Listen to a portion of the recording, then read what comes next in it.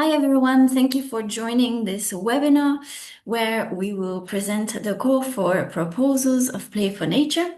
Let's dive right in.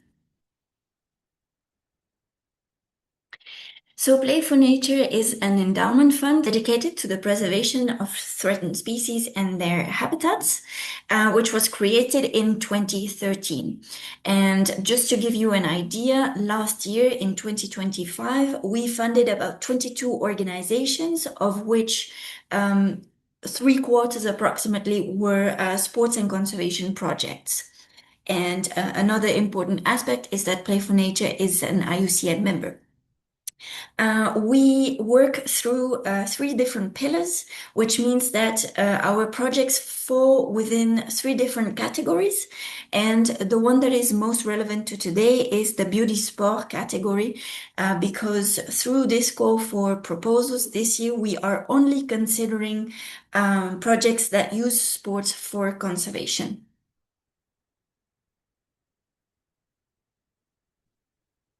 So this call for proposals, Biodiv'Sport 2026, who can apply?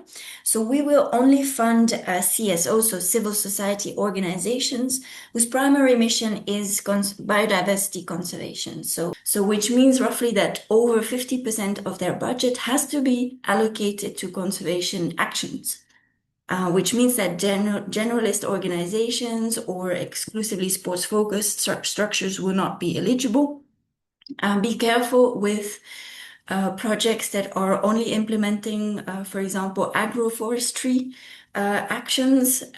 This does not fall exactly in the definition that we have of conservation organizations.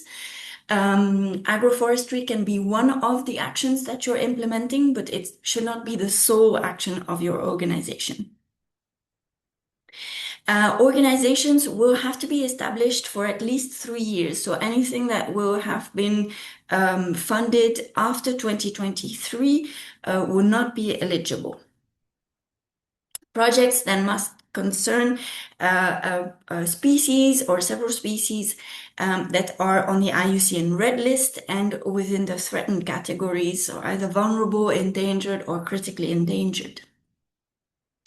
The amount requested to Play for Nature for your project must not exceed 50% of the organization's annual budget, and it must also represent more than 10% of the total project costs. So what does that mean? We would like to support projects for which this is not the sole project of the organization, for example. It has to be one of the actions that you are putting in place. And also, we would like our contribution to be fairly significant to your project, which means that it has to be more than 10% of the total project cost. It should not be just a drop in a large project. We ask that no transfers will be done between organizations. So, for example, if BirdLife UK is applying for this fund, but is actually applying for BirdLife Kazakhstan, we ask that it is BirdLife Kazakhstan in this example that will be the project holder and that will apply directly with the help of other organizations if needed in terms of project, in terms of the application process. But the funds will go directly to the local organization. So that's important for us. If you are in an area of armed conflict or where there are economic sanctions, then this area will not be eligible. You will see that on the application form, during the application process, there will be a roll-down menu. And if your location or your country is not in this menu, that means that it is not eligible. We will provide a list of these areas or these countries in the chat. If your project is within this list, just contact us for confirmation. Then we also have a number of documents that we ask in the application form. So just make sure that you have all these mandatory documents as part of your application, because if there is only one that is missing, unfortunately, your file will be classified as ineligible. and despite the quality of your application. So that would be a shame. In terms of financial support, so any project will have to be calibrated for a support of 5,000 euros. We ask that you apply via the online platform. So for those of you who have applied in previous years, that platform used to be Win. We are now changing platforms, and we are finalizing our own platform. So it works very similarly to Win, but it will just have a slightly different look. So there will be no automatic renewal. So we ask that if you have applied before or if you are already supported this year, that you apply again, please. And anything that is decisions on renewal, multi-year funding, or increased amounts, these are made on a case-by-case basis during the selection committee. So we asked that the project must focus on activities that will be implemented next year, so 2027. So just to give you an idea of the timeline, the call opens on July 15th, and then you will have until August 16th to apply. And then there will be a number of different steps in terms of evaluation and selection, which will happen up until mid-October. And then we'll get in touch with the selected projects. And then, after that, you have a number of administrative steps, including the transfer, which can take a little while. So that takes us quite easily to the end of the year, of this year, which is why we ask that you plan and that you propose a project that will be for next year. So how do you apply? So our application platform will be accessible through our usual website. And then you can access it through the page that is dedicated to the call for proposals, which is, I think, submit a proposal. And then it takes you to this platform, and then you will have here the button apply. And then that will take you through the different categories of the form. So this is the visual of what it used to be on Win, but it will take you through these similar different steps. And then after that, you will get a confirmation email once you've submitted your application. So why are we even talking about sports as a tool for biodiversity conservation? Let's talk a little bit about that. So we are convinced that sports is one of the best ways to mobilize a large crowd behind a common aim, which is biodiversity conservation. So what do we mean by sport? We have quite a flexible definition of sports. We mean by that any organized physical activity, that's the important keyword, governed by rules, practiced individually or in a group, and potentially including traditional or locally recognized popular forms. That's actually quite encouraged even. So as long as it's a physical activity. So sports can be used in different ways. It can be used as a platform, which then is a space to spread conservation messages a little bit in a passive manner through banners, announcements, etc. It can be used as well to carry messages directly, either through adapted rules, conveying conservation messages or ecological knowledge, for example. It can also have a specific format and even include training sessions. The sporting activity can also directly produce a measurable conservation outcome. This is highly encouraged. It can be a substitution of a harmful practice, for example. You can include cleanup or restoration activities, or even monitoring of the species in question. And we would like to emphasize that a strong project is one where sport directly aims to change a behavior that drives a pressure on your local species or habitat. So Play for Nature does not really fund necessarily awareness raising in itself, but actually what it produces. So it's important that a project answers ideally these three questions. First of all, the problem. So what documented local pressure is affecting your species or your habitat in question? Then the lever. Why is this specific sport effective in addressing that problem? And then finally, the change. What behavior changes for whom and how is it actually measured? So I have a theoretical example here to illustrate what I'm saying. So here, non-selective net fishing is destroying coral reefs in a certain area, so that's your problem. Then the lever is that freediving creates direct contact with the reefs and certain species. So it creates this emotional experience that helps creating this particular link with the problem. And then, so the change is that fishers will commit to adopting selective nets. And how is that measured? For example, it is tracked through the number of commitments, the type of nets in use, and potentially even field observations at fishing sites. This concept of measurement, it is really important to spend a little bit more time on this and to think carefully about what indicators you will use to try and measure your impact, your conservation impact through your sports event. So ideally, you would have to have some sort of before and after comparison. And it's important to have something that is feasible as well, that is realistic in terms of your situation and in terms of the timeline that we ask of you, of course.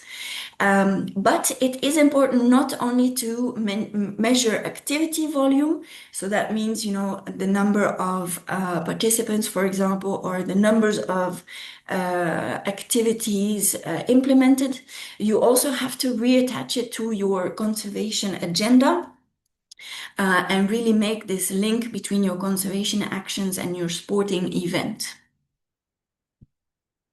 So a few important resources that are there to help you prepare your application. So first of all, our website, Play for Nature, and the dedicated webpage, which really has all the information about the application process and the call for proposals, so including the eligibility criteria, the guide that gives you also some ideas on how to implement sports and conservation projects. We have our frequently asked questions on that website as well. Also the guidelines of the call for proposal. And then this webinar recording, which will be available on our YouTube platform. And then if you still have any questions, feel free to contact us at conservation@playfornature.org. All right, so we have the privilege today to hear directly from a few of our grantees, namely Armonia in Bolivia, Nature and People as One in Kenya, and Big Life Foundation in Kenya as well. These three organizations are funded this year for their project and are implementing sports for conservation. So we'll hear directly from them today. Thank you very much, and go ahead. The floor is yours.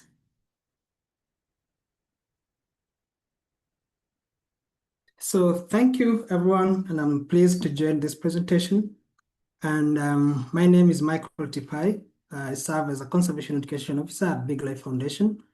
And we're based in Amboseli, primarily based in southern Kenya, primarily in the Amboseli ecosystem. And we work within the Maasai community lands. We protect over 2 million acres of critical wildlife habitats. If you can see the map there, then we work at the community lands in between the national parks.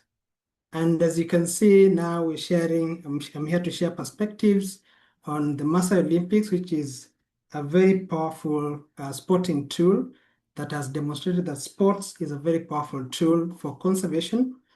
And working within the community lands and finding conservation solutions, you need to ensure that the community, the solutions come from them because they've lived alongside the wildlife for generations. they're also the ones that experience not just the benefits of tourism, but also the cost of living with wildlife. And also they are the custodians of that land, that the group ranches that you can see in between there. They're the custodians of the land, of the landscape outside these protected areas. So mostly the solutions to protect the African lion, the species that we work here, we tried to ensure that the solutions come from the community. So the conservation challenge, I'm just trying to move on. Oh, sorry. Yeah, the conservation challenge has been the Maasai, primarily the people who live here are the Maasai. So the challenge has been the traditional hunting as a Maasai warriors. The warrior is now the Maasai young person, rite of passage, and a demonstration of prestige and pride that has to come from killing a lion or a number of lions, and also human-lion conflicts due to livestock predation. We're losing livestock to they're losing livestock to predators as a result of living within these livestock areas, living next or alongside to these predators and wildlife, and also the declining populations of lions resulting from habitat loss, conflicts, and retaliatory killings. And what has the challenge to all this is that we are trying to protect lions and to see how this challenge is going to be solved. And the way that to solve that is the community leaders and conservation partners sat down, and after seeing that the lion populations have reduced within the Amboseli ecosystem to very little numbers, they came up with a solution to protect these lions. The solution now is what we are calling the Maasai Olympics. The Maasai Olympics now has become a sport that was developed by the elders together with conservation partners and is a culturally accepted alternative to this lion hunting, which is a rite of passage. So how this uses sports is that the Maasai Olympics has replaced the traditional lion hunting with competitive sporting events such as running. So we have these events, 200 meters, 800 meters, and 5,000 meters. But before all these running events, we also have education sessions that we run with the Maasai warriors from all these maniatas in all these group ranches. So we conduct at least 4 or 5 education sessions for these warriors in each administrative block, what we're calling the group ranches. And then that's usually a maximum of 17 education meetings, talking to them about conservation, the importance of conserving lions, the need now to embrace the Maasai Olympics as the new activity that also integrates Maasai culture into modern conservation, but also educating them on the evolving role of the Maasai warrior, no longer as killing lions and running in the forest and harming wildlife, but one who is a protector. So after that, now we start the events, the sporting events, where we run sporting events that have a roadmap that runs all through the year and having a final at the end of the year. And we usually now have them select teams, and then we have inter-administrative blocks competitions. There's now branches competitions, and then after that, now they select a team that goes all the way to the final, and it's usually a very interesting event at the end of the year where these warriors showcase their bravery, their prestige, and community pride without killing lions. So we have the 200 meters races, the 800 meters, and 5,000 meters, but also integrate some of these Maasai traditional sporting events, or we can say recreational events, like javelin throwing. They usually carry the javelins, and target throwing clubs at targets, and the famous Maasai jump, and also sports has also ensured that the Maasai warriors compete to demonstrate strength and courage and skill without harming wildlife. This has been one way of using sports in a positive way, redirecting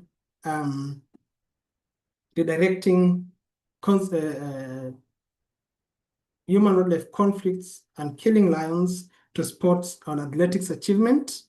And then also the winners of these events receive medals, prizes, and scholarship. And we also give them the breeding bull. We know that people living here really value livestock as their livelihood, and community recognition and prestige gained through lion hunting. And then also the initiative has raised awareness about lion conservation and also has preserved Maasai cultural values through sports. So the only cultural value or activity that was changed is lion killing, but the rest have really remained within Maasai Olympics. Issues to do with community pride, leadership, and protection, courage, and strength have been retained within the Maasai Olympics. And these events began in 2012, up to date. I think the last one we did in 2024, and this year we're going to have also a final at the end of the year. So if any one of you would want to attend, we will have a final one at the end of this year on 12th of December. So we've had an impact since 2012. We have very improved strong attitudes towards land conservation from surveys that we usually do at the end of these activities. We've seen that now 87% of participants think that conservation of lions is very important. And this is very important, especially speaking to the Maasai, who really valued lion killing as a warrior's highest achievement. And participation in lethal lion hunts has declined from 37% in 2016, just before after Maasai Olympics started, to about 11% in 2024. That really has gone a long way in ensuring that lion populations have recovered, because there are very few lion hunting activities happening at the moment, and those that really attempted ones, which can be within these 11%, are intercepted by our rangers dedicated in the field, also supporting wildlife protection. And then now the Maasai Olympics has been broadly accepted as a cultural alternative to lion hunting, a very big success within this Maasai community. 85% of the respondents that we've got think that now it's a very good cultural alternative to traditional lion hunting. And then together with our successful predator compensation fund that usually gives livestock owners who have lost livestock to predators consolation fees, both have restored Amboseli's lion populations. Before Maasai Olympics and the compensation fund started, we were talking about less than 40 lions within the entire ecosystem. Now we're talking about figures between 250 to 300 lions. So the figures have significantly recovered since these two events started. And then also the awareness has grown from 80% 10 years ago to 100% in 2024. Everyone now knows that there's this sporting activity for conservation that is going on, and they would want to participate. And also it's good to mention that now we are also involving girls in these events. There's a growing role of girls in these activities. Now we also have had races for girls and activities for girls within these Maasai Olympics. And this has also helped to change the traditional barriers to women, especially with regards to the communities around the Amboseli, and also ensuring that women are also critical voices in conservation. The insights that we've gained over time from running the Maasai Olympics is that conservation is successful when local culture is respected and incorporated. What was done is that the elders and the cultural leaders and conservation partners sat together, and the community, and together they came up with this sporting initiative that gears towards conservation. So usually even the leadership of the program is through the cultural leaders and EdSet leaders. So it is owned by the community, and they are the ones who are leading it. and their culture is also incorporated into it. And this also has contributed to hugely into the success. And then also sports has been a very powerful platform to engage youths in conservation. As you know, youths usually follow sports or can willingly or voluntarily join. So sports has been one of the most effective ways to bring people together around a shared purpose. And it has really given us a chance to assemble these youths and get even benefits beyond conservation. And social cohesion is one of the things that we've got from this, and bringing these people together and sharing a common purpose of protecting wildlife. And then also community ownership and incentives encourage long-term behavior. It is owned by them and run by them and involve them and incorporated the culture. So and the incentives that they get from these, there are prizes that are given. We give them the breeding bull, the participation fees for these teams that participate. So there are all these number of incentives that are given, including the sporting equipment and kits. And then this also has encouraged long-term behavior change. And finally, also collaboration between communities, conservation partners, and local governments is essential for sustainable wildlife conservation. Partnerships is very important when everyone around comes together. But I think most importantly is that youths are also a powerful change agents. So engaging youths, almost always there is change that's going to be seen. And then conservation messages are most effective, not just when they are practical and linked to local issues, but for younger audience when it is more interactive, enjoyable, and comes through sports, something that they usually almost always will want to participate in. So thank you so much, and I would welcome any questions. Thank you so much, Michael. You really touched on some very important points here, and your project is a great example of how a sporting event can really be a substitution to a traditional practice that happens to be harmful for a particular species. So thank you so much. We are now going to move on to our Q&A session. So if you have any specific question about the call for proposal or for any one of our grantee as well, please feel free to ask your question directly. I have a question on the chat. Instead of a particular species, can the grant take into account a particular ecosystem? It is a good question. Yeah. That's a very good question. And over the years, that was not really an issue. People would either target or propose a project about, a species or an ecosystem. We are narrowing it a little bit down because now one of the eligibility criteria is really to put at least a flagship or umbrella species clearly in your project proposal. That also, to be honest, helps your case because I have noticed that the evaluators might be a little bit more prone to evaluate better, projects that have this flagship species rather than the topic being an ecosystem. That doesn't mean that behind, and within your project, you are not actually preserving the habitat and the ecosystem. That is often, of course, encouraged. But in order to, in terms of storytelling, it helps if you have this flagship species or umbrella species that you are putting forward and then explaining also the context, within the wider ecosystem. I hope that is clearer now for you. It's clear. Thank you. Perfect. Thank you very much. This is Mark. I'm with my colleague Tom from Kenya, Kisumu. And my question is, I'm very happy with the presentation that I've seen from our other partners. So I know we have a number of sporting events, which we have also been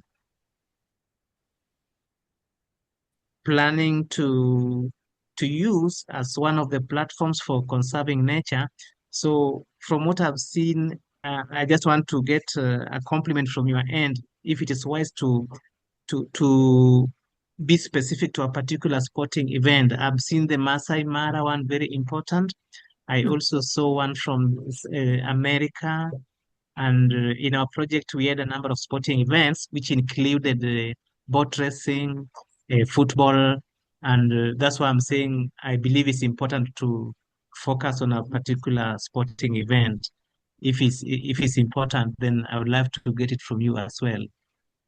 That is a very good question. So Mark hasn't specified he's from Uhay Lake Forum, which is also a grantee from Play for Nature. So this really depends on your project and on your means as well. We have seen a various array basically of amount of sporting projects planned in 1 year even. 1 year or over the course of 2 years, which is then cyclical. First of all, it depends on your budget as well. Keep in mind that, we are a seed grant, so we are providing 5,000 euros. You might not be able to organize a whole lot of events with that amount of money. If you have a lot of co-funders, that is a different question again. So budget is one thing, and then your capacity as well. Do you have a large team that is helping you, or are you a small team that has to organize these different events? Of course, it has to be realistic. And then the third thing, I think, aspect would be the storytelling. What is the question and the story that you are trying to tell us in terms of the proposal, but also in terms of your conservation agenda? Is it really useful to have, a whole lot of different events? Is it very helpful because that allows you to reach different types of audience, for example, that, one is specifically targeting perhaps children, but then you actually also want to target adults maybe. So it depends really on the problem that you're trying to solve. And it has to be relevant. Basically, it has to fulfill your conservation agenda. Of course, you're not just going to spend a whole lot of resources on something that in the end might not really help your species or your habitat in question. So keep that in mind. I hope that was helpful to you. Thank you. Thank you very much. Yeah, thank you. Thank you. Sorry. I would like to compliment your answer, Fleur, about to Marco. Something that we make here in America is that some sports events that we use in the rest from Macau was already in the community. So I think one key element about the sport event is try to recover some sport event that they do usually. So to don't try to force another sports event that you think, okay, I like to running, trail running, other type of sports that I think will look good, but the community don't know too much though. So for us to use the football championship that they already do, and they always doing that, was a key element to the sport can be really huge, really nice, really good for the community. I think was one key element I think some of the people can use, because in other sports events that I hear they try to make here in Bolivia, they want to do the same, but maybe it's not the best sport event that you can do. So I think it's one key element to not adapt a new sport event, maybe try to rescue some sport events that they do usually in the community. Thank you, Romeo. That's actually a really good point, is to have something that is relevant to your local community in order to have a successful event, because that's ultimately the goal as well. For your presentation, this was really helpful to have your perspective directly from the projects, in the field. So thank you so much. Thank you everyone who participated in this webinar.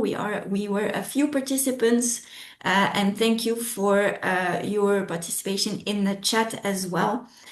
So we hope this was helpful, and we really look forward to reading your proposals. We always see something, some very creative ideas, because it's not always obvious to integrate sports in your conservation projects. So we really look forward to reading your proposals, and good luck. Thank you so much, everyone. Thank you, everyone. Thank you so much. Thanks, Thank you. everyone. Thank Bye. you. Bye-bye. Bye.